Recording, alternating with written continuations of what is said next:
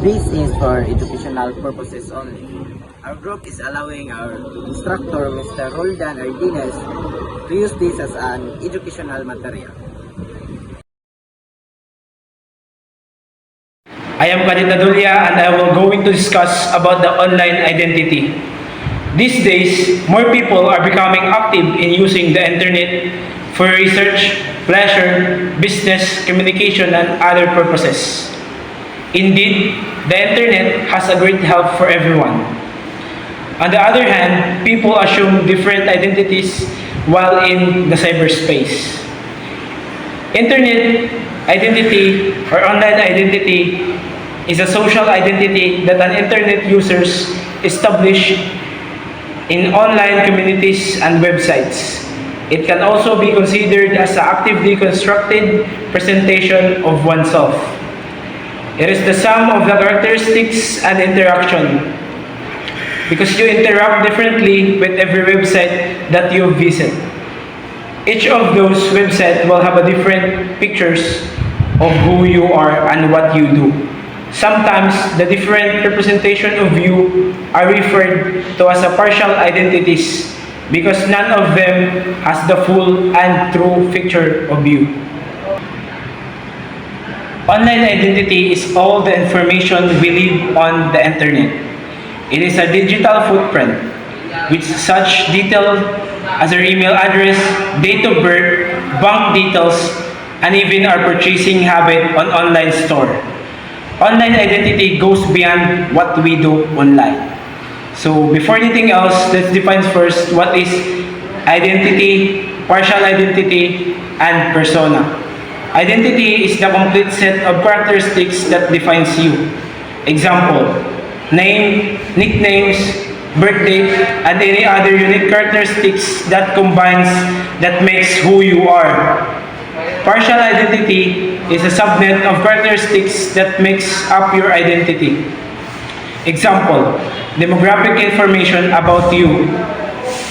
Persona, a partial identity created by you to represent yourself as a specific situation. Example, a social network account on your online blog. Types of online identity. So there are three types of online identity, which are real-life identity, pseudonymous identity, and anonymous identity. Real-life identity, users use their actual names and personal information online, often on platforms like Facebook, Twitter, and Instagram. Pseudonymous identity, users create a consist persona or username but don't reveal their real names or personal details. Anonymous identity, users conceal their true identities and interact under a user's name, maintaining anonymity. Examples of online identity. So there are three examples of online identity, which are social media platform, online shopping, and email address. Social media platforms like Facebook, Twitter, and Instagram. Online identity is built through creation of profile, which may include a username, profile picture, bio, and a photo or video shared. These platforms are used for personal expression, communication, and social interaction. Online shopping. When engaging in online shopping, individuals create accounts and profiles on e-commerce platforms. Online identity in this context involve personal information, purchase history, reviews, and ratings given to products or sellers. The last one is email address. In some cases, an email address can serve as online identity or at least serve as its anchor, as it's often required to access online services. As discussed above, there are factors existing in the digital platform that reinforce extensive and self-presentation and self-disclosure in cyberspace, such as anonymity, asynchronicity, and accessibility. The more time and resources users spend on the internet, the more these visual communities in turn affect their psychosocial development in the aspect of identity, intimacy, and even sexuality. Since much of the self-presentation and self-disclosure skills are now learned and practiced on the internet, even intimacy and sexuality are commonly discussed online communication. Since the internet helps keep individuals' real identities from their real families and friends, they become more open and expressive on sensitive sexual issues that are often shunned in normal face-to-face conversation. What is the difference between gender and sexuality? Gender is socially constructed and refers to one individual's innermost concept of themselves as a man, woman, or non-binary person.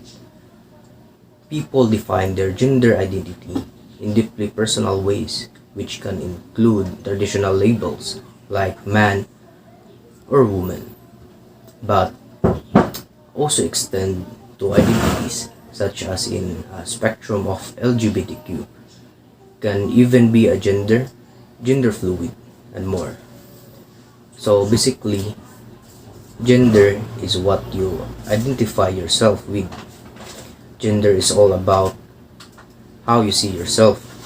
You might feel like a man or a woman, or you might identify like a different gender, like those you hear about in the LGBTQ community. Some people even feel like their gender changes depending on the situation, and some feel like they don't fit into any specific gender category.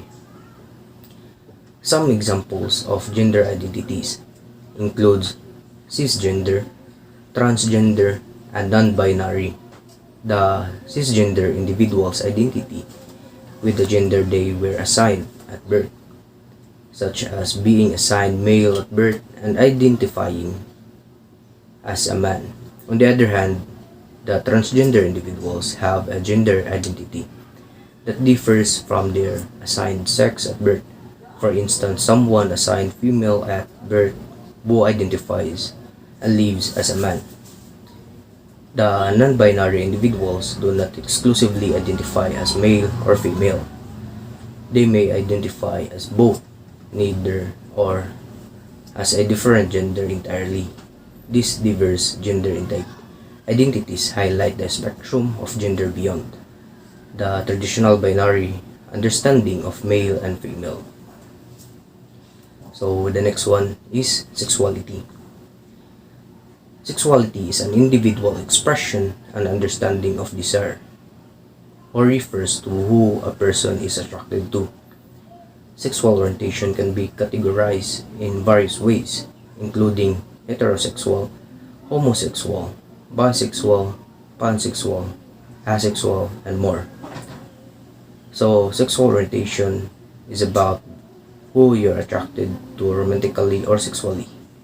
Sexual orientation includes heterosexual, which is being attracted to the opposite gender. The homosexual, which is being attracted to the same gender. Bisexual, when you're attracted to both genders. Then pansexual, when gender doesn't matter in attraction. Lastly, asexual, when you don't feel a sexual attraction to anyone. These are how gender identity online can impact our sense of self in several ways, namely exploration and expression. Online exploration of gender and sexuality involves using various internet platforms for learning, understanding, and expressing identity. This includes researching information, engaging in supportive communities, expressing identity through social media and blogs, experimenting with anonymity, and accessing resources and support services. The internet offers a safe space for exploration and self-discovery. but users should navigate online spaces cautiously, considering privacy, safety, and the credibility of information. Expression of gender and sexuality online encompasses various activities like social media profiles, content creation, participation in online communities, dating apps, artistic expression, and activism. These platforms allow individuals to assert their identities connected with others and advocate for LGBTQ+ rights. It's crucial to create inclusive and supportive online environments that respect diverse experiences and identities. Good day everyone, I'm Jin Kadeta Papua and my topic is validation and affirmation. So, finding acceptance and validation for one's gender identity online can positively impact self-esteem and mental well-being.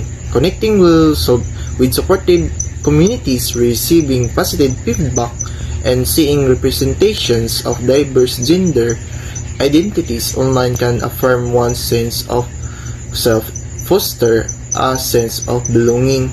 So, the internet has become a powerful tool for exploring and expressing gender identity and sexuality. For many, online spaces offer a unique source of validation and affirmation that might be lacking in their offline lives.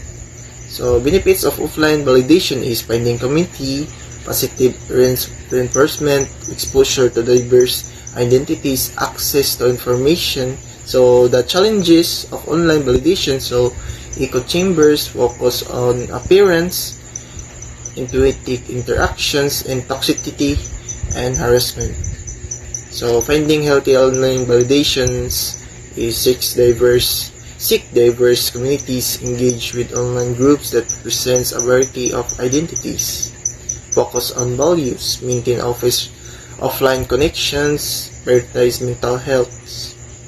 Online validation can be a valuable tool in exploring gender and sexuality. However, it is important to maintain a healthy balance and remember that your worth is not defined by online interactions.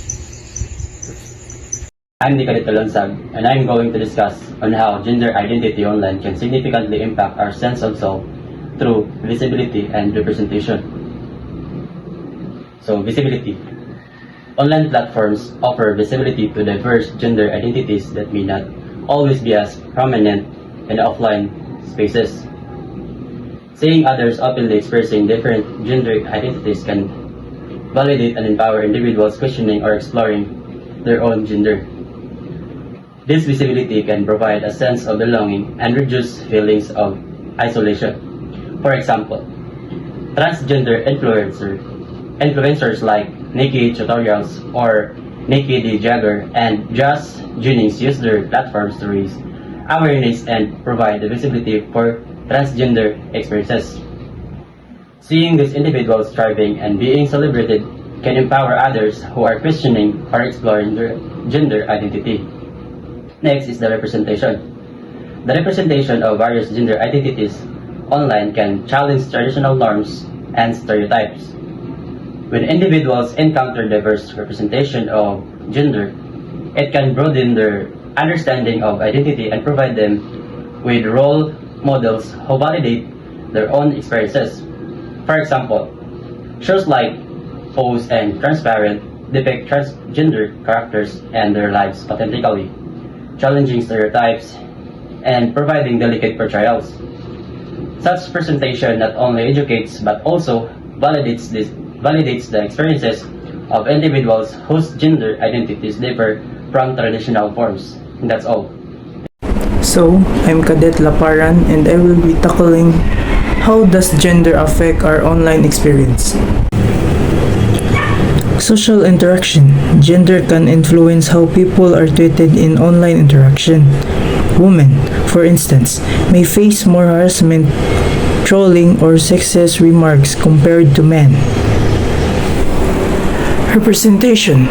Gender representation in online space can shape perception and experience. For example, the underrepresentation of women in certain fields or community can affect the sense of belonging or visibility. Online safety. Gender can play a role in online safety concern. Women, LGBTQ+ individuals, and gender minority may be more vulnerable to online harassment, stalking, or doxing. These are just few examples, and the impacts of gender on online experience can vary widely depending on culture, social, and individual factors. I am Cadet Bonilio, and my topic is difference between real-life identity and online identity in correspondence to gender and sexuality. In real life, one's identity, gender, sexuality, or personality is often shaped by physical attributes, social interactions, and cultural norms which can influence how individuals perceive themselves and are perceived by others. Online identities, on the other hand, can provide individuals with a platform to explore, express, and even construct aspects their identity in ways that many differ from their offline personas. Research indicates that individuals sometimes feel more comfortable expressing their gender and sexuality online due to increased anonymity and reduced fear of judgment or discrimination. This can lead to greater fluidity in self-expression and the exploration of diverse identities. And in understanding the self, in the context of these differing identities requires individuals to navigate the complexities and authenticity, self-perception, and social expectations. While the online identities can offer a sense of freedom and experimentation, they can also present challenges in terms of maintaining consistency and managing discrepancies between online and offline selves. Exploring and reconciling these dual identities can contribute to a deeper understanding of one's authentic self, allowing individuals to embrace the multidimensionality of their identity and navigate the complexities of identity formation in both virtual and physical spaces. Good day everyone, I'm Cadet Ibanez and I'm here to describe the influence of the internet on gender and sexual identity. The internet has had a significant impact on gender and sexual identity by providing platforms for self-expression and community building for LGBTQ individuals. Through online spaces, individuals can explore and express their identities in ways that may not be possible in real life. This has led to greater visibility, support, and understanding of diverse gender and sexual identities. In the realm of digital self and other in cyberspace, the internet has allowed individuals to curate their online personas, presenting different aspects of their identity to others. This has led to the formation of digital communities where people can connect based on shared experiences and identities, including gender and sexual orientation. However, it's important to note that online interactions may not always accurately reflect real-life identities, leading to issues of authenticity and representation. So overall, the internet has played a crucial role in shaping discussions around gender and sexual identity, providing a platform for marginalized communities to share their stories, seek supports, and advocate for greater understanding and acceptance. That's all. Hello, wak bala. Alang nga,